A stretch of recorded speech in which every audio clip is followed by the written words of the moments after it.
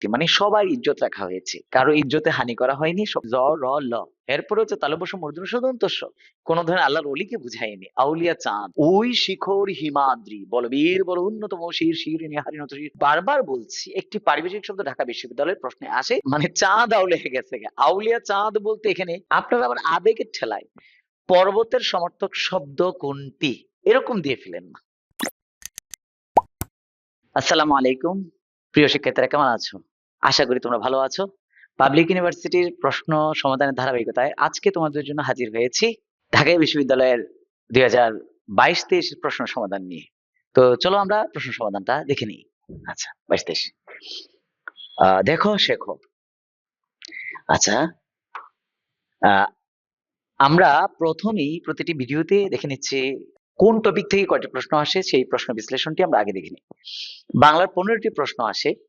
এখানে দেখো, যেই 6টি টপিক আছে, সেই 6টি টপিক থেকে মোট 15টি প্রশ্ন এসেছে। এর মধ্যে গদ্য থেকে একটি, কবিতা থেকে একটি, আর নাটক থেকে একটি, আর উপন্যাস থেকে একটি, মানে সবার ইজ্জত রাখা হয়েছে, কারো ইজ্জতে হানি করা হয়নি। সবখান থেকে প্রশ্ন আসছে। মুখস্থ বিদ্যা থেকে 5টি, এটা একটু এক্সেস এবং বেশি চলে এসেছে ইনশাল্লাহ। আমরা এরপরে দেখছি ব্যাকরণ থেকে ধারাবাহিকভাবে 6টি প্রশ্ন, 25, 24, 23 ধারাবাহিকভাবে এসেছে 6টি প্রশ্ন। আচ্ছা, তো এইভাবে তোমাকে এই টপিক গুলো খেয়াল করতে হবে। এই টপিক গুলো এইচএসসি এর আমাদের পাঠ্য বইয়ের টপিক, এর বাইরে প্রশ্ন হয় না।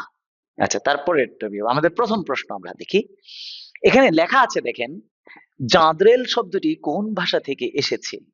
লেখা আছে মুখস্থ বিদ্যা থেকে। দেখেন, মুখস্থ বিদ্যা হলেও আমি লিখে দিয়েছি, তবে শব্দটি নেওয়া হয়েছে আমাদের রেইনকোট গল্প থেকে। দেখেন, একটা শব্দের উৎসগত দিক জানতে চেয়েছে, আর সেটা এসেছে আমাদের পাঠ্য বইয়ের, অর্থাৎ গ্রামাটিক্যাল বা মুখস্থ বিদ্যার প্রশ্নগুলো আমাদের মেন বই থেকে আসতেছে। এটা একটা বিষয়। তাহলে আমরা একটু দেখি জাঁদরেল শব্দটিকে একটু দেখি। আপনারা যদি এখানে দেখেন তাহলে একটা বিষয় খেয়াল করবেন, সেটা হচ্ছে আমি এখানে একটা শব্দ লিখলাম জেনারেল।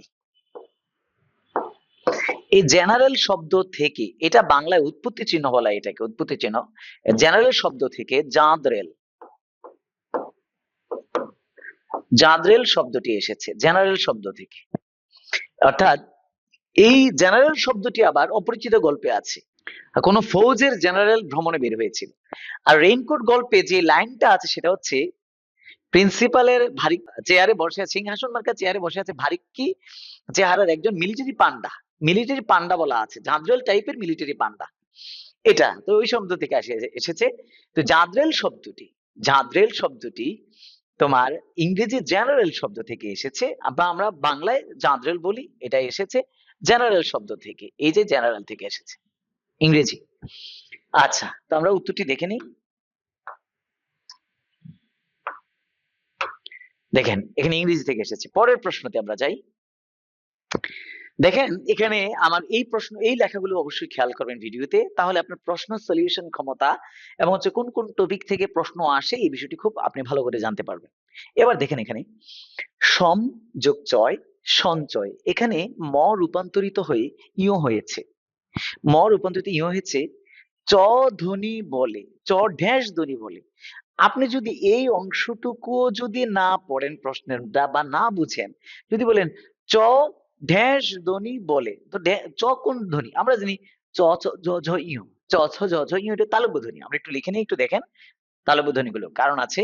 আমি একটু লিখে নিচ্ছি, চ, ছ, বর্গীয় জ, ঝ, ইয়। এখানে আমি লিখেছি কয়টি ধ্বনি লিখেছি? আমি এখানে 5টি ধ্বনি লিখেছি, তালব্য ধ্বনি এগুলো। তালব্য ধ্বনি, এই যে তালব্য ধ্বনির মধ্যে এটা 5 নম্বর ধ্বনি। আমরা এটা জানি যে বর্গের 5 নম্বর বর্ণটি, এটা খেয়াল রাখবেন খুব ভালো করে, বর্গের 5 নম্বর বর্ণটি তার বর্গীয় বর্ণগুলোর সাথে ফ্রেন্ডশিপ হবে। ইও কখনো যুক্ত বর্ণ হবে না এই চ ছ জ ঝ ছাড়া অন্য কারোর সাথে। আমরা যদি পঞ্চম লিখি তাহলে ইহ চ এর সাথে, অঞ্চল লিখলেও অথবা গঞ্জ লিখলে ইহ জ এর সাথে, এরকম করে বর্গের 5ম বর্ণ তার সাথে বসবে। এখন আসেন, প্রশ্নটা করা হয়েছে কি সম যোগ চয়, সম যোগ চয়। দেখেন, ম যদি থাকে সন্ধিতে, ম যদি প্লাসের আগে থাকে, তারপরে যেই বর্ণটি থাকবে তারপরে কি আছে? চ। চ ম থাকলে আর পরে যদি যে বর্ণটি থাকে ওই বর্ণের পঞ্চম বর্ণ। আচ্ছা দেখেন এখানে চ আছে, আর এই চ বর্ণটির পঞ্চম বর্ণ কোনটি? ইয়। তাহলে ম যদি থাকে তারপরে যদি যে বর্ণটি থাকবে, অর্থাৎ এখানে চ আছে, চ এর 5 নম্বর বর্ণ ইয়, তাহলে চ থাকলে আগের যে মটি চ এর পঞ্চম বর্ণ অর্থাৎ যে বর্ণ আছে তার পঞ্চম বর্ণে রূপান্তরিত হবে। এই জন্য হচ্ছে মটা এখানে ইয় হয়ে গেছে সম যোগ চয় সঞ্চয়। সম একটি উপসর্গ, শব্দটি উপসর্গ দ্বারা গঠিত, আবার সন্ধি দ্বারা গঠিত। এবং দেখেন এখানে বিষয়টা আপনাকে সন্ধি থেকে এনে ধ্বনি থেকে প্রশ্ন করা হয়েছে। দেখেন কিভাবে ব্যাকরণ থেকে প্রশ্নটি সন্ধি নির্ভর ধ্বনি তত্ত্বের প্রশ্ন, সন্ধি নির্ভর ধ্বনি তত্ত্বের প্রশ্ন। তাহলে আপনার সাইকোলজি এবং হচ্ছে আপনার অ্যানালাইসিস ক্ষমতা খুব ভালো থাকতে হবে, তাহলে আপনি হচ্ছে ভালো একটা নাম্বার আপনি ক্যারি করে আনতে পারবেন। আচ্ছা তাহলে এখানে হচ্ছে আমরা জানি চ ছ জ জ ইহ এগুলো তালব্য ধ্বনি, সুতরাং তালব্য ধ্বনি হবে, অর্থাৎ ক নাম্বারটা হচ্ছে উত্তর, এ নাম্বারটা, এ নাম্বার হচ্ছে উত্তর। আচ্ছা এরপরে আমরা হচ্ছে পরের প্রশ্নে যাই। উত্তর দেখে নেন, এখানে তালব্য ধ্বনি। তারপরের প্রশ্ন 3 নাম্বার প্রশ্ন, এখানে লেখা আছে আবিধানিক ক্রম অনুসারে, আবিধানিক ক্রম অনুসারে শব্দটা একত্র হবে ক্রমানুসারে।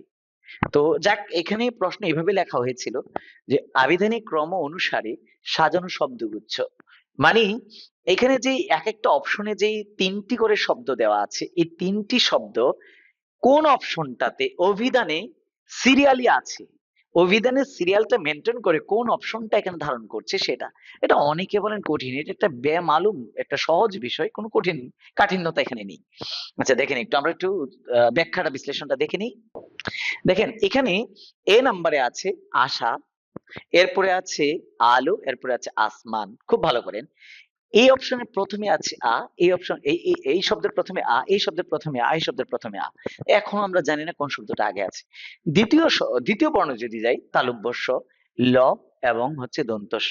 আমরা জানি তালব্য স বর্ণমালার মধ্যে ল আগে তারপরে তালব্য স, ল আগে তারপরে তালব্য স, অর্থাৎ আলো শব্দটি আগে আসবে, আশা শব্দটি পরে হবে। কারণ কি বর্ণমালার মধ্যে তালব্যস্য এবং ল, তালব্যস্য এবং ল এর মধ্যে আমরা জানি জ র ল, এরপরে হচ্ছে তালব্যস্য মূর্ধন্য ষ দন্তস্ব। তার মানে এটা ভুল অপশন, এটা উত্তর হচ্ছে না, এটা ভুল। এর পরেরটাতে যাচ্ছি, অনেকে অ আছে, অতীতে অ আছে, অনাবিলে অ আছে। এরপরে যদি এদিকে প্রথম বর্ণ মিলে গেল, দ্বিতীয় বর্ণ আমরা যাব, এরপরে অ এর পরে ন আছে, অ এর পরে ত আছে, অ এর পরে ন আছে। তার মানে ন ত ন। আমরা জানি তথ দ দ দন্তন্য, দন্তন্য পরে ত আগে, তার মানে এখানে অ ন অ ত, ত আগে আসবে, অর্থাৎ অতিশয় শব্দটি আগে আসবে, অনেক শব্দটি পড়ে যাবে। সুতরাং এটা একটা ভুল অপশন, এটাতে সঠিক উত্তর নেই। এরপরে যদি আমরা দেখি ইলিশ, ইতিহাস এবং ইমারত, ই ই ই, এই প্রথম বর্ণ দিয়ে আমরা জানি না কোন শব্দটি আগে বসবে, আমাদের তাই দ্বিতীয় বর্ণে যেতে হবে। আমরা যদি দেখি ইলিশ, ইতিহাস এবং ইমারত, ইয়ের পরে ল, ইয়ের পরে ত, ইয়ের পরে ম। তাহলে ইয়ের পরে ল আছে, আমরা জানি ইয়ের পরে যে ত আছে, ত কিন্তু ল এর আগে বর্ণমালার মধ্যে, এরপরে হচ্ছে ত এর পরে ম আছে। তার মানে এই দুইটি শব্দ আগে আসবে, ইলিশ শব্দটি পরে যাবে, এটাও হচ্ছে সঠিক উত্তর হয়নি। তাহলে বিনা দ্বিধায় 4 নাম্বারটা হবে। তারপর আমরা দেখে নিই এটা আসলে লজিক্যালি ঠিক আছে কিনা। এখানে উ, এখানে উ, এখানে উ, 3টা শব্দের মধ্যে উ আছে। দ্বিতীয় বর্ণ কি? চ। দ্বিতীয় বর্ণ হচ্ছে চ, দ্বিতীয় বর্ণ এখানে ট, দ্বিতীয় বর্ণ এখানে ঠ। আমরা জানি বর্ণমালার মধ্যে চ আগে, এরপরে ট, এরপরে হচ্ছে ঠ। তার মানে হচ্ছে আমাদের এই উত্তরটা রাইট, এটা সঠিক হয়েছে। আচ্ছা তাহলে বুঝেছেন আশা করি আবিধানিক ক্রমে, আবিধানিক ক্রমে কোন শব্দটি আমাদের ঠিক, এখানে হচ্ছে এই সঠিক উত্তর। দেখেন তারপরের প্রশ্ন আমরা দেখি 4 নম্বর প্রশ্ন। 4 নম্বর প্রশ্ন দেখতে পাচ্ছেন পর্বতের সমার্থক শব্দ নয়। আপনারা আবার আবেগের ঠেলায় পর্বতের সমার্থক শব্দ কোনটি এরকম দিয়ে ফেলেন না। যদি এরকম বলে পর্বতের সমার্থক শব্দ নয় কোনটি, পর্বতের সমার্থক নয় কোনটি, তাহলে হচ্ছে 3টি শব্দ দিবে পর্বত রিলেটেড, আর একটি শব্দ দিবে হচ্ছে পর্বতের বাহিরে। তাহলে আমরা সেইগুলো একটু দেখবো। আচ্ছা এখন আমরা এখানটায় দেখতে পাচ্ছেন এখানে লেখা আছে শৈল, এখানে লেখা আছে মেদিনী, এখানে লেখা আছে অচল, এখানে লেখা আছে অদ্রি। এই যে মেদিনী লেখা আছে, এই মেদিনী অর্থ কি? মেদিনী অর্থ হচ্ছে, মেদিনী হচ্ছে পৃথিবী, মেদিনী হচ্ছে পৃথিবী, মেদিনী হচ্ছে পৃথিবী, পৃথিবীর আরো সমর্থক শব্দ হচ্ছে ক্ষিতি, পৃথিবীর আরো সমর্থক শব্দ হচ্ছে মহি, মহি, এগুলো পৃথিবীর সমর্থক শব্দ। এখানে আছে শৈল, এই শৈল হচ্ছে পর্বত, আর এখানে আছে অচল, যা চলে না স্থির থাকে, এটাও হচ্ছে পর্বত। বলছে পর্বতের সমর্থক শব্দ নয় কোনটি, এখানে আছে অদ্রি, এটাও পর্বত, এটাও পর্বত। এখন এই যে অদ্রি, এই যে আমরা বিদ্রোহী কবিতায় পড়েছি, ওই শিখর হিমাদ্রি, বল বীর বল অন্যতম শির শিরিনী হারিনত শির, ওই শিখর হিমাদ্রি, হিমযুগ অদ্রি, হিমযুগ অদ্রি, হিমাদ্রি। নাহলে হচ্ছে অদ্রি হচ্ছে পর্বত, যেটা হিমাদ্রি শব্দটি নজরুল তার বিদ্রোহী কবিতার সূচনাতে নিয়ে এসেছেন। আচ্ছা, আমরা দেখলাম এখানে পর্বতের সমর্থক শব্দ কোনটি, তাহলে হচ্ছে পর্বতের সমর্থক শব্দ সরি নয় কোনটি, মেদিনী, কারণ মেদিনী হচ্ছে পৃথিবীর সমর্থক শব্দ। আচ্ছা, তারপরের অপশনে আমরা যাচ্ছি, সঠিক উত্তর দেখে নেন মেদিনী। আচ্ছা, তারপরের প্রশ্ন এখানে লেখা আছে, কি লেখা আছে দেখেন একটু, বতর দিনে, এটা লাল সালুর উপন্যাসের প্রশ্ন, দেখেন ব্যাকরণিক প্রশ্ন, তবে লাল সালুর উপন্যাস থেকে, ব্যাকরণিক প্রশ্ন লাল সালু উপন্যাস থেকে। এখানে আছে বতর দিনে, বতর দিন বলতে বোঝায় ফসল কাটার দিন, ফসল কাটার দিনকে বতর দিন বলা হয়। বতর দিনে মগরা মগরা ধান আসে, এই যে শব্দটি মগরা মগরা, প্রথমত প্রথম অ্যাপিয়ারেন্সে বোঝা যাচ্ছে শব্দটি একটা দ্বিত্ব শব্দ, বুঝছেন? মগরা মগরা ধান আছে, স্ফীত হরফ চিহ্নিত পদটি, অর্থাৎ মোটা হরফ চিহ্নিত পদটি, স্ফীত বলতে মোটা বোঝায়, মোটা হরফ চিহ্নিত পদটি হলো, এটা কি এর কি হলো বলতে বোঝাচ্ছে সাপেক্ষ সর্বনাম, ধনাত্মক অব্যয়, আর সমধাতুজ কর্ম, বিশেষণের বিশেষণ, এটা কোনটা হবে? খুব ভালো করে খেয়াল করুন, মগরা মগরা, আমরা জানি এই যে কথার কথা, এইখানে যে মগরা মগরা কথাটি বলা হচ্ছে, এই মগরা মগরা এটা হচ্ছে দ্বিরুক্ত শব্দ, এটা হচ্ছে দ্বিরুক্ত শব্দ, দ্বিরুক্ত শব্দ। তো আমরা জানি এটা দ্বিরুক্ত শব্দ, এর মধ্যে অনেকগুলো ভাগও আছে, দ্বিরুক্ত শব্দের বেশ কিছু ভাগও আছে। তো এখানে দ্বিরুক্ত শব্দের মধ্যে কখনো আপনি সর্বনাম পাবেন না, সর্বনাম কখনো দ্বিরুক্ত শব্দ হিসেবে পাই না। আমরা সর্বনামের মধ্যে এরকম পাই পারস্পরিক, যেটা ব্যতিহারিক সর্বনাম, পরস্পর নিজে নিজে, বাট কখনো এরকম করে ডাবল শব্দ সর্বনামের মধ্যে আমরা পাচ্ছি না, এটা কখনো হবে না। সাপেক্ষ সর্বনাম হচ্ছে যে সে যিনি তিনি যারা তারা, এটা কোনোভাবে হবে না। এরপরে আসেন ধনাত্মক অব্যয়, ধনাত্মক অব্যয় হচ্ছে কুট কুট, তারপরে হচ্ছে মর মর, শো শো, ভন বন, থালা জন জন, ফোরা টন টন, কাশি কন খন, যেইগুলো আছে আমরা ছোটবেলায় পড়েছিলাম, চলে হন হন, ছুটে পন, ছুটে পন পন, ফোরা টন টন, মাছি ভন বন, থালা ঝনঝন, এই যে শব্দগুলো এগুলো হচ্ছে ধনাত্মক, ধ্বনিগত বিরক্তি যেটা আর কি, ধনাত্মক অব্যয়।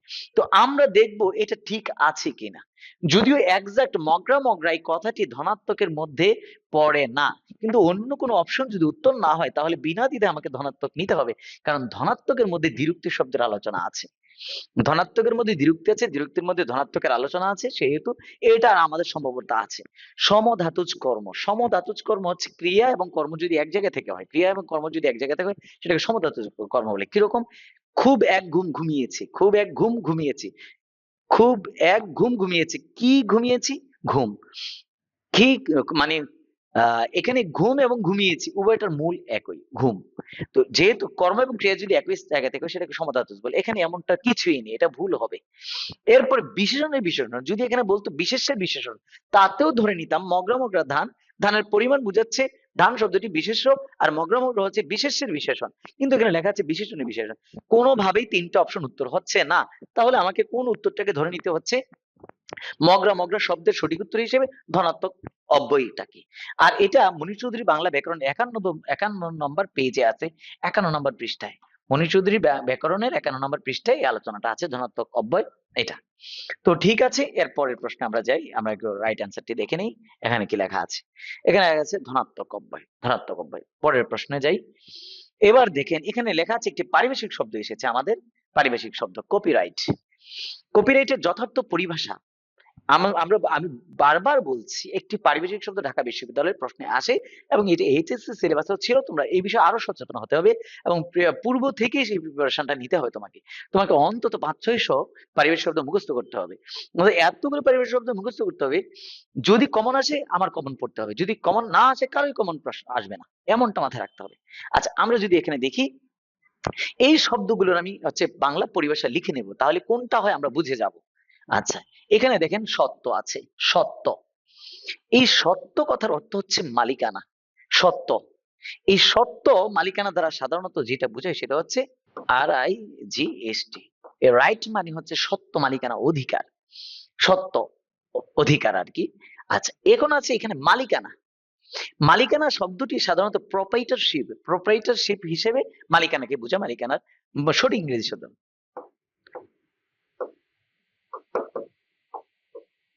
Proprietor, প্রোপাইটরশিপ, SHIP, প্রোপাইটরশিপ। এই প্রোপাইটরশিপ শব্দের অর্থ হচ্ছে মালিকানা, প্রোপাইটরশিপ। আর যেটা মেধা সত্ত্ব লেখা আছে, ইন্টেলেকচুয়াল প্রপার্টিস, ইন্টেলেকচুয়াল প্রপার্টিস, এটা খুব ভালো করে খেয়াল করেন। ইন্টেলেকচুয়াল প্রপার্টিস পারিভাষিক শব্দ কি?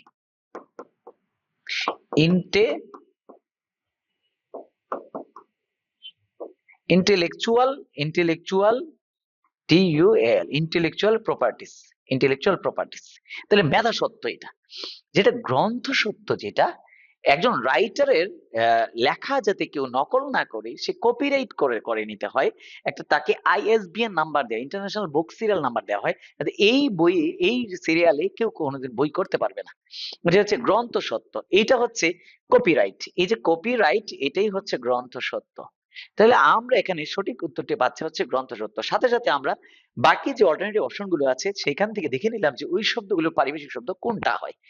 আচ্ছা, এরপরেরটাতে আমরা যাচ্ছি। আচ্ছা, এখন দেখি আমরা এখানে লেখা কি আছে।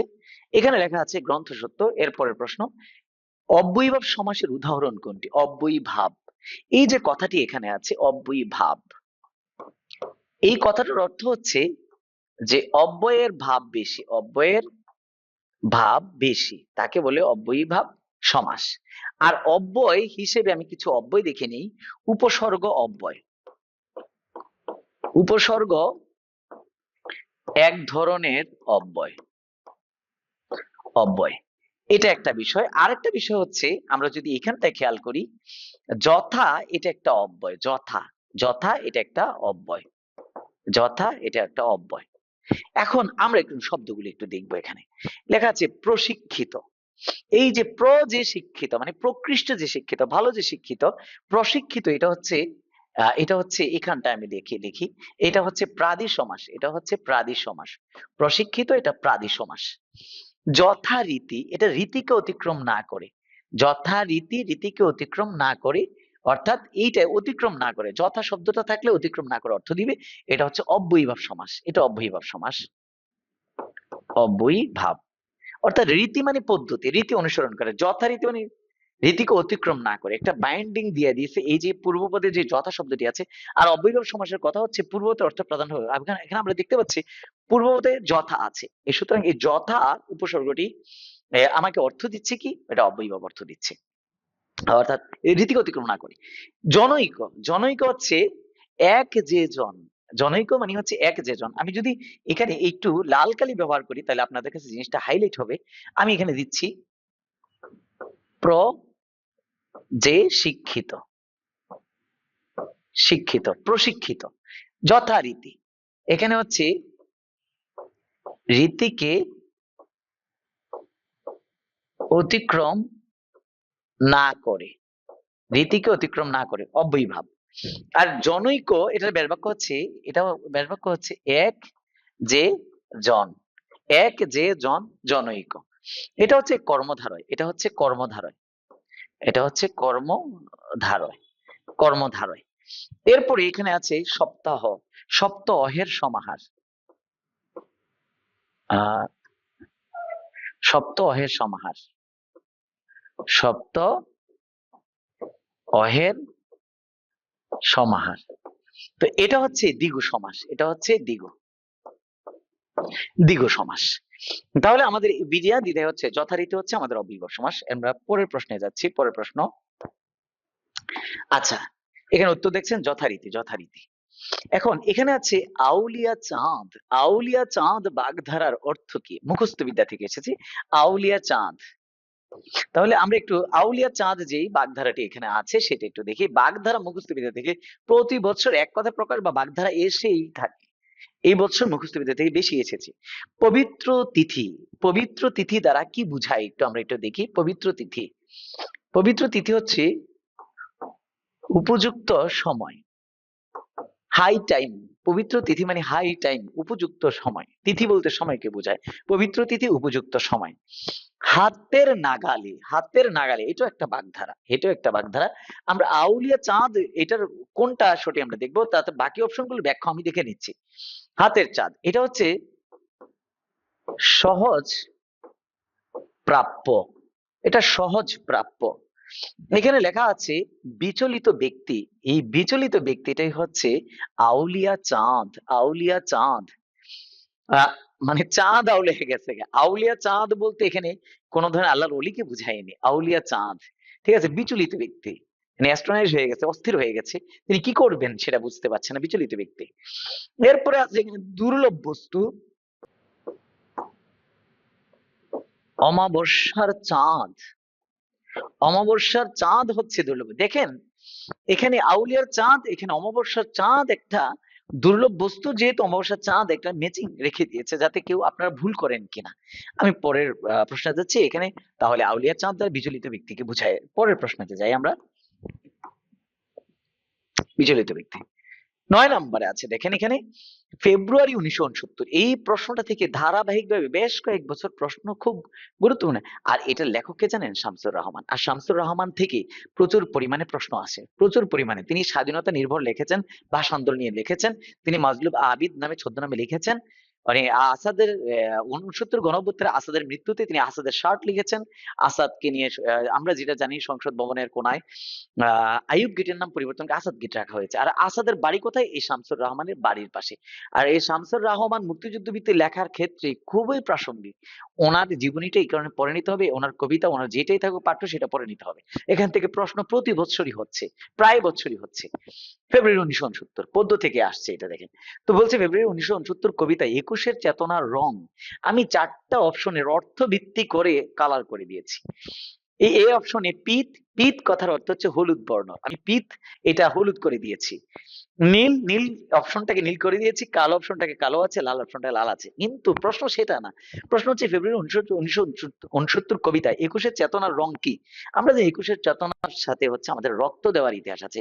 কৃষ্ণচূড়ার রং, কৃষ্ণচূড়ার রং লাল, আর রক্তের রং হচ্ছে লাল। সুতরাং তো এই যে কৃষ্ণচূড়া চেতনার রং হচ্ছে এই যে লাল রং, এই যে লাল রং, লাল রং। আচ্ছা, তারপরের প্রশ্ন আমরা একটু দেখে নিই। আচ্ছা, লাল রং। দেখেন 10 নম্বর প্রশ্ন, কেন কবি আজ এমন উন্মনা তুমি? কেন কবি আজ এমন উন্মনা তুমি? দেখেন খুব সূক্ষ্ম করে বুঝেন। এই প্রশ্নটা নিয়ে অনেক, যখন ইউনিভার্সিটি প্রশ্ন হয়েছিল, এক এক ব্রাঞ্চে, এক এক জায়গায়, এক এক কোচিং এ এক এক সমাধান দিয়েছিল কর্তৃপক্ষ। আল্লাহ জানে কোনটাকে উত্তর ধরেছে। দেখেন এটার কারণ কি? কেন কবি আজ এমন উন্মনা তুমি, এটা ব্যাকরণ নির্ভর প্রশ্ন, তবে এসেছে তারই পরে কবিতা থেকে। আমরা দেখতে পাচ্ছি মূল বইয়ের নাটক, উপন্যাস, গদ্য, পদ্য থেকে লাইন পিক করে ব্যাকরণ প্রশ্ন আসতেছে, শব্দ পিক করে ব্যাকরণ প্রশ্ন আসতেছে, বাগধারা পিক করে আপনার হচ্ছে মুখস্থ বিদ্যার প্রশ্ন আসতেছে। আপনাকে টেক্সট বুক সচেতন হতে হবে। টেক্সট বুকের গ্রামাটিক্যাল, টেক্সট বুকের পারিভাষিক শব্দ ইত্যাদি ইত্যাদি খুব ভালো করে মুখস্থ করে নিতে হবে। দেখেন এখানে আছে কি উন্মনা শব্দটি, এখানে আপনাকে এটা বলেনি এরকম কোন লাইন ছাড়া, কোন লাইন ছাড়া যদি বলতো উন্মনা শব্দের উত যে অর্থে প্রয়োগ হয়েছে, বা উন্মনা শব্দের উত কোন অর্থ দিয়েছে, কিন্তু আপনাকে বলেছে কি কেন কবি আজ এমন উন্মনা তুমি, এই কথাটি কবি ভক্ত বলেছে কবিকে তার এই পরিমাণে কবিতার মধ্যে। তো এখানে উন্মনা শব্দের উত যে অর্থ দিয়েছে এখানে, মানে এই কবিতাতে এই লাইনের মধ্যে উন্মনা। আমরা দেখেছি বসন্ত এসেছে, বসন্ত চলে যাচ্ছে, কবি দুনিয়ার কোনো খবরই রাখেনি। বাতাবি ফুল, বাতাবি লেবুর ফুল ফুটেছে কি, আমের মুকুল দক্ষিণা সমীর তার গন্ধে গন্ধে হয়েছে কি, আকুল কেউ কি অর্ঘ্য বিরোচন করেনি? এরকম হাজারো প্রশ্ন বাণী কবি কবি কবি ভক্তকে জর্জরিত করেছেন। কবি ভক্ত বলে তো এখনো দেখোনি তুমি, তুমি কি এখনো জানো না, ইত্যাদি প্রশ্ন। কবি ভক্ত অ্যাস্ট্রোনাইজড হচ্ছে পৃথিবীতে। ফাগুনের আগুন লেগে গেছে, কিন্তু আপনি ফাগুন সম্পর্কে বেখবর। এরই পরিপ্রেক্ষিতে কবি ভক্ত কবিকে জিজ্ঞাসা করেছিল, কেন কবি আজ এমন উন্মনা, উন্মনা, আপনি বাহির এক্সট্রোভার্ট নন আজকে, আপনি কেন ইন্ট্রোভার্ট হয়ে আছেন, নিজেকে নিয়ে কেন আছেন, দুনিয়াদারির খোঁজ কেন নেননি? তার মানে এটা ভিতর বুঝাচ্ছে। কি বুঝাচ্ছে? এটা ভিতর। এখানে যদি কেউ ডিরেক্ট এমনি যে স্বাভাবিক সেন্সে বলে উন্মনা, বাহির বাহির উত্তর দিবে, কিন্তু এখানে এখানে বাহির হবে না, এখানে ওই ভিতর হবে, ভিতর। অর্থাৎ উন্মনা কবি কেন ভিতর মনস্ক হয়ে আছে, এটা এখানে হচ্ছে ভিতর হবে, ভিতর। দেখেন আমরা একটু রাইট অ্যান্সারটা দেখে নিই, এটা ভিতর। উত্তর হবে। অনেক জায়গায় বাহির দেওয়া আছে, এটা ভুল হবে। এখানে চাইছে, এখানে মানে এই লাইনের মধ্যে কি অর্থ দিয়েছে, এই কবিতাতে কি অর্থ দিয়েছে সেটা। এরপরের প্রশ্ন 11 নাম্বার, কোনটি শুদ্ধ নয়? আপনারা আবার আবেগের ঠেলায় কোনটি শুদ্ধ এতটুকু দেখেন না, কোনটি শুদ্ধ নয় এটা ব্যাকরণ থেকে এসেছে। এখানে 4টি শব্দ আছে। কয়টি শব্দ আছে? 4টি শব্দ আছে। আমরা একটু দেখে নেই 4টি শব্দ কি। এখানে আমাদের 4টি শব্দের মধ্যে আমরা যদি দেখি, এখানে আছে হরিতকি। হরিতকি হচ্ছে ভেষজ। হরিতকি হচ্ছে ভেষজ, ভেষজ ফল বা উদ্ভিদ। উষা, উষা হচ্ছে প্রাতঃকাল। উষা হচ্ছে প্রাতঃকাল, সূর্য ওঠার পূর্ব মুহূর্তটাকে উষা বলি। আর হচ্ছে এখানে উরু। এই উরু হচ্ছে আমাদের হাঁটু থেকে, আমাদের হাঁটু, হাঁটু থেকে, হাঁটু থেকে কুঁচকি পর্যন্ত, হাঁটু থেকে, এই হাঁটু থেকে কুঁচকি পর্যন্ত, রানের গোড়া পর্যন্ত, হাঁটু থেকে রানের গোড়া পর্যন্ত এটাকে উরু বলে, উরু বলে। এই তিনোটা শব্দের বানানই ঠিক আছে। হরিতকি বানান ঠিক আছে। উষা বানান ওয়ান্স আপন এ টাইম লেখা হতো দীর্ঘ দিয়ে, কারণ বলা আছে বাংলা একাডেমির প্রমিত বাংলা বানানে যে যেই বানানটি রস্যু দীর্ঘ উভয়টি দিয়ে শুদ্ধ সেটা যাতে রস্যু দিয়ে লেখা হয়, তার মানে এটা রস্যু দিয়ে হবে। এরপরে উরু বানান ঠিক আছে, উরু বানান ঠিক আছে বলছে। ও সরি, শুদ্ধ নয়, শুদ্ধ নয় বলছে। এখানে উরু বানান শুদ্ধ নয়, উরু বানান হচ্ছে এইটা, উরু বানান এটা, উরু বানান এটা, উরু, এটা শুদ্ধ নয়, এটা দীর্ঘ দিয়ে হবে উরু বানানটা, উরু বানানটা। উচ্ছল মানে হচ্ছে উথলে, উথলে উঠা, উথলে উঠা হচ্ছে উচ্ছল, উথলে উঠা, উচ্ছল শব্দটা জেনে নেন। উথলে ওঠা, উচ্ছল, উথলে ওঠা। আমি 4টা অপশনেরই অর্থ দিয়ে দিয়েছি। আচ্ছা, আর এখানে উরু শব্দটা দীর্ঘ দিয়ে আমরা এখন রাইট অ্যান্সারটি দেখে নিই। আচ্ছা, দেখতে পাচ্ছেন উরু, এটা হচ্ছে শুদ্ধ নয়। পরের অপশন, পরের প্রশ্ন আমাদের এখানে 12 নম্বর প্রশ্ন চলে আসছে আমরা ইতিহাস বিষয়ে। দেখেন এইটাও এক কথা প্রকাশ, বাগধারা এসেছে এক কথা প্রকাশ। অনেক প্রশ্ন দেখা যায় কি যদি বাগধারা আসে এক কথা প্রকাশ আসে না, এক কথা প্রকাশ আসলে বাগধারা আসে না। এখানে কি লেখা আছে? ইতিহাস বিষয়ে অভিজ্ঞ যিনি, এর এক কথায় প্রকাশ রূপ মুখস্থ বিদ্যা থেকে এসেছে। তাহলে আমি একটু এখানে দেখি একটু, এখানে দেখেন এখানে যে শব্দগুলো আছে, এখানে এখানে ঐতিহাসিক লেখা আছে, ঐতিহাসিক, ঐতিহাসিক। এটা যদি একটু দেখেন আর কি, আমি এখানে আরেকটা বিষয় একটু লিখে নিই, আপনার লাল কালি দিয়ে এখানে ভালো হবে। ঐতিহাসিক, এটা হচ্ছে, লাল কালিটা নিচ্ছে না কেন, ঐতিহাসিক, এই ঐতিহাসিক কথাটা এটা হচ্ছে আপনার অ্যাডজেক্টিভ, যেটা ঐতিহাসিক অ্যাডজেক্টিভ, অ্যাডজেক্টিভ। আর ইতিহাসবেত্তা এটা হচ্ছে নাউন, এটা নাউন। এবার আসেন আমি যদি এখানে ঐতিহাসিক, এটা হচ্ছে দেখেন হিস্ট্রিক্যাল, হিস্টোরিক্যাল, যেটা আমরা হিস্ট্রিক্যাল আর কি শব্দটি হিস্ট্রিক্যাল, এটা হচ্ছে ঐতিহাসিক, যেটা হিস্ট্রিক্যাল, এটা অ্যাডজেক্টিভ একটা বিষয়, এটা কোনো ব্যক্তি নয়, এখানে কোনো ব্যক্তির অস্তিত্ব নেই। এরপর হচ্ছে ইতিহাসবেত্তা, এটা হচ্ছে ইতিহাস বিষয়ে অভিজ্ঞ যিনি, অর্থাৎ হিস্টোরিয়ান, হিস্টো, হিস্টোরিয়ান, হিস্টোরিয়ান মানে হচ্ছে ইতিহাস বেত্তা, ইতিহাস বিষয়ে অভিজ্ঞ জেনে তিনি হচ্ছে হিস্টোরিয়ান, হিস্টোরিয়ান খুবই গুরুত্বপূর্ণ শব্দ, ইংরেজিটাও জেনে নিতে পারেন। আর ইতিহাসের বিশেষজ্ঞ, ইতিহাস রচয়িতা, এগুলো বানানো, এগুলো কোনো এই দুইটা কোনো এক কথায় প্রকাশ নয়। এক কথায় প্রকাশ হলে তো দুই শব্দ এখানে হতো না। এক কথায় প্রকাশ মানে এক শব্দে প্রকাশ, এক শব্দে প্রকাশ, এখানে দুই শব্দে, এটা বানানো। আর এই দুইটা হচ্ছে এক কথা প্রকাশ বাট একটা অ্যাডজেক্টিভ, এটা হচ্ছে নাউন, এটা হচ্ছে হিস্ট্রিক্যাল আর এটা হচ্ছে হিস্টোরিয়ান, এটা মাথায় রাখতে হবে। আচ্ছা, আমরা এরপরে হচ্ছে আমরা রাইট অ্যান্সারটি দেখে নিচ্ছি কি আছে এখানে। এই যে ইতিহাসবেত্তা, ইতিহাস বিষয়ে অভিজ্ঞ যিনি, এটা হচ্ছে ইতিহাসবেত্তা। আচ্ছা, তারপরের প্রশ্ন যাচ্ছি, 13 নম্বর প্রশ্ন। আমরা রেইনকোট গল্প পড়েছি, রেইনকোট গল্প, রেইনকোট গল্পের মধ্যে লেখা আছে শনিতে 7 মঙ্গলে 3 আর সব দিন দিন। এটা দেখেন, এই প্রশ্নটা এসেছে ব্যাকরণ কেন্দ্রিক বা মুখস্থ বিদ্যা কেন্দ্রিক, কিন্তু টেক্সট থেকে উল্লেখ করা হয়েছে। তার মানে আমাদের পুরো পরীক্ষাটা হচ্ছে টেক্সট নির্ভর, টেক্সট নির্ভর, টেক্সটের শব্দগুলো আমাকে খুব ভালো ভালো ভালো করে ফাতা ফাতা করে ফেলতে হবে, তাহলে যদি আমার একটা সিট যদি ঢাকা বিশ্ববিদ্যালয়ে জুটে যায়। এখানে দেখতেই পাচ্ছেন, এখানে শনিতে 7 মঙ্গলে 3 আর সব দিন দিন।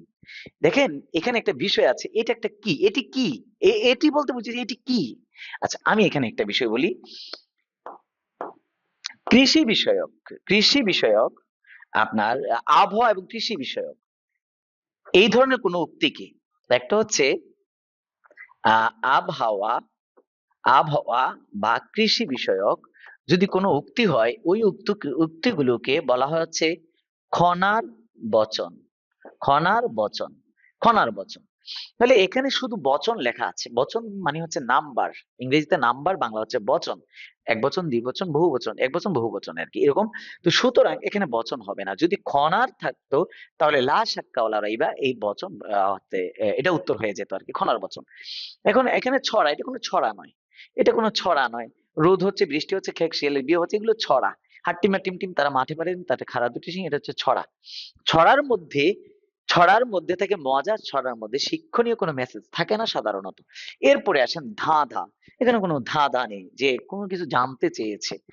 এরপরে প্রবাদ, অর্থাৎ সকল খনার বচন, কৃষি বিষয়ক, আবহাওয়া বিষয়ক যাই হোক না কেন, এগুলো সবগুলো প্রবাদ। যেহেতু খনার বচন নাই, যদি খনার বচন থাকতো এখানে খনার বচন উত্তর হতো, যেহেতু খনার বচন অপশন নাই তাহলে হবে প্রবাদ, কারণ এটা গ্রামীণ প্রবাদ। কৃষি বিষয়ক আবহাওয়া, কৃষি বিষয়ক আবহাওয়া বিষয়ক প্রবাদকে খনার বচন বলে। তার মানে ওয়ান কাইন্ড অফ সে তো প্রবাদ, এটা মাথায় রাখতে হবে। প্রবাদ কৃষি বিষয়ক আর আবহাওয়া বিষয়ক, এগুলো খনার বচন। তবে প্রথমত যেগুলো প্রবাদ, প্রবাদ আর খনাবচন থাকলে অবশ্যই বিনা দ্বিধায় খনাবচন উত্তর হবে। আচ্ছা, আমরা হচ্ছে তারপরে রাইট অ্যান্সারটা দেখে নিচ্ছি। এখানে দেখেন, এখানে আছে হচ্ছে প্রবাদ। আচ্ছা, তারপরে আসি 14 নম্বর প্রশ্ন। মৃত্যুকালে, মৃত্যুকালে সিরাজের মুষ্টিবদ্ধ হাত কিসের প্রতীক? এটা সহজ, সহপাঠ থেকে এসেছে, নাটক থেকে। মৃত্যুকালে নাটকের শেষ দৃশ্য, সিরাজউদ্দৌলার উপরে উঠে যখন মোহাম্মদী বেগ তার খঞ্জর চালিয়েছিল বারবার, তখন মৃত্যুর আকুঞ্জনে মুষ্টিবদ্ধ হয়ে হাতটা সিরাজ এইভাবে মাটি, তার হাত বাঁধা ছিল, এক হাতে কনুইতে, হাতে এইভাবে ঠেস দিয়ে সে উঠতে চেয়েছিল। এই যে বলছে যে মৃত্যুকালে সিরাজের মুষ্টিবদ্ধ হাত যে কিসের প্রতীক? কিসের প্রতীক? প্রতিরোধ, প্রতিরোধ করবে কিভাবে, তার তো হাত বাঁধা।